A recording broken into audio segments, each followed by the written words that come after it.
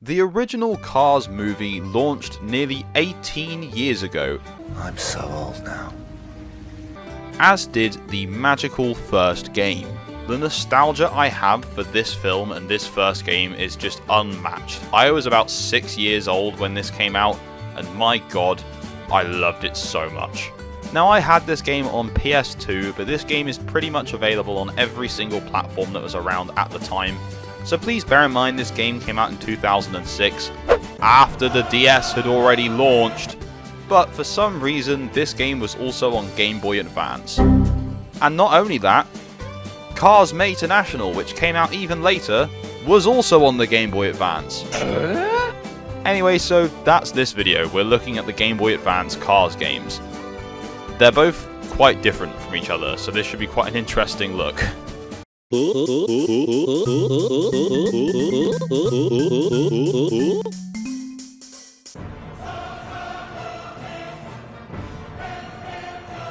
I wasn't expecting much in the way of cutscenes, but oh my god, those are certainly some JPEGs. I'm gonna be honest with you guys, there isn't exactly much game here to review. It's very short for what it is. Even for a Game Boy Advance game, this is incredibly short. The Cars GBA port was developed by Helix, which were owned obviously by THQ. Now, these guys were purely known for making Game Boy Advance and DS ports of games, so they made the Wall-E game for DS, Ratatouille for GBA and DS, The Incredibles and The Incredibles Rise of the Underminer for GBA and the latter for DS. They basically just made a bunch of tie-in, hand-in games for THQ. They were working on a The Blob port for DS, which later got cancelled, sadly. Anyway, so these guys were made defunct in 2008, so they've been gone for years. As you can see from the gameplay on screen, although it's not the best, please bear with me, it took me way too long to get used to the handling of the cars. Cars for the GBA is a top-down, isometric kind of racer. Now, this was quite common for the Game Boy Advance, as this was quite an easy way of making a racing game. It wasn't too draining on the hardware, so it made sense that this was a top-down racer. The basic gameplay consists of you holding down the A button and using the D-pad to turn Lightning McQueen. The game will give you a warning when a turning is coming up, showing you the way you need to turn, because obviously there's no map and you can't see ahead of you that far, and then you just have to take the turn. The way the cars handle are alright, it's not too bad. It took me a lot of getting used to because I haven't played a game like this in a very long time. But for the most part, the core gameplay is completely fine. It's harmless, really. Now, Lightning himself handles quite well, but I also had the chance to play as Chick Hicks and the King.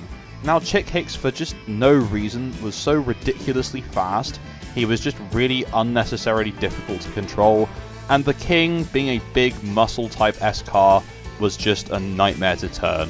I believe the King is based off of a Plymouth Superbird, which I don't think was very well known for being able to turn that well, as is the case with pretty much any muscle car, so I'm not surprised, but it was just a bit over the top, I found.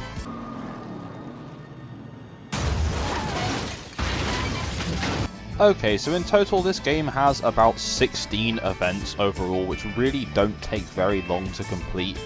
Some races can last a few minutes, but most of them are lasting like a minute to a minute and a half at most, so you're only going to get an hour or two out of this. There's a few unlockable characters, as I've already discussed, and there's also some customization for Lightning McQueen.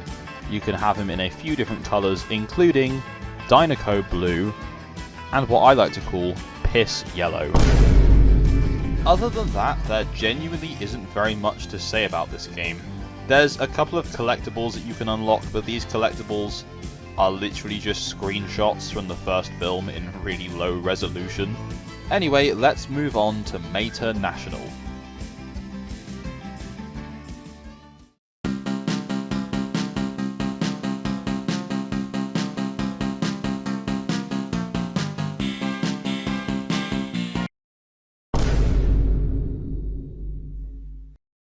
Well, be careful what you wish for, guys. I guess these cutscenes, in inverted commas, do look better than the ones from the first game, so that's fine. Anyway, this is Cars Mater-National for the Game Boy Advance. Already this game is better in my eyes, just purely for the music. because the first Cars game literally only has music on the menus, not in the races or anywhere else, so it's nice to just have something to listen to other than just the sound of an engine. This game was released in 2007 and was developed by Tantalus Media, a company known for porting a lot of different games to different platforms, most notably the HD Zelda Twilight Princess for Wii U and the HD Skyward Sword for Nintendo Switch, which is pretty damn cool. More importantly, before this they worked on a game for GBA called Top Gear Rally, where they created their own in-house 3D engine, which would later be used for this game. Not to be confused by the show with the same name. Oh no! Anyway, whilst the sprites in the first Cars game did actually look quite nice, the 3D models of the cars used in this game, it cannot be understated how impressive these actually are considering the hardware that's being used. You can tell that a lot of effort went into these models, and they even brought in the international racers from the main console games as well, and even they look quite good, all things considered. There are a lot of characters you can choose from as well, although as always I just kept playing as McQueen for the most part, although once I started unlocking some of the international racers they were faster, so I started using those. Please bear in mind that I have been playing these games emulated on my computer. These are not totally accurate representations of what they'd actually look like on the console itself. One thing I did notice whilst playing this game full screen on a computer was I started to feel a little bit dizzy and my eyes started to struggle to focus, just with the way that they've used their 3D engine with hardware restrictions. Meant the background just looked really funny and my eyes just couldn't concentrate on it. It was a very weird experience. So that horrendous sound you just heard was the sound of the boost pickup, and oh my god, it jump scared me the first time I used it. This game plays very much so like a rally game, in that it shows you and flags up what the turning coming up is, although the visibility of the corners is a lot better in this than it is in the first Cars game. The cars all handle pretty well. I had a much better time driving in this game than I did in the first game, but that might just be down to the fact that I've not really played that many isometric races, and every time I have, I've been absolutely dog shit at them. But I'm still going to complain anyway. Whilst in the first Cars game, there was a very big difference in handling for the few characters I played as. They were just so ridiculous that it just made the game unplayable for me, whereas in this, the cars do handle slightly differently, but it's not so, like, obnoxious that you don't want to play as that character. It's just a nice subtle change where playing as different characters feels ever so slightly different, but not so challenging to the point where you can't play it. Whilst this game certainly has more content than the first Cars GBA game, the issue with the content here is it's just so damn easy. I found the first Cars game more hard, but that just might be down to the fact that I can't play isometric races well at all.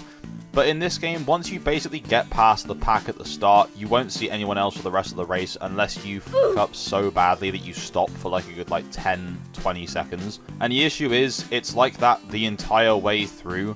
When you finish the main game, you do unlock an expert mode, but you could basically just start at the expert mode and you still wouldn't really notice much of a challenge.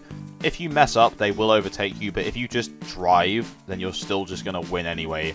It's not particularly challenging. Which is such a shame, because they worked so hard on this really cool engine, creating all the Cars characters, for the game to just be a bit of a snooze fest, really. Okay, so the first Cars game on Metacritic has a very, very middle score of 50 out of 100, which really isn't great.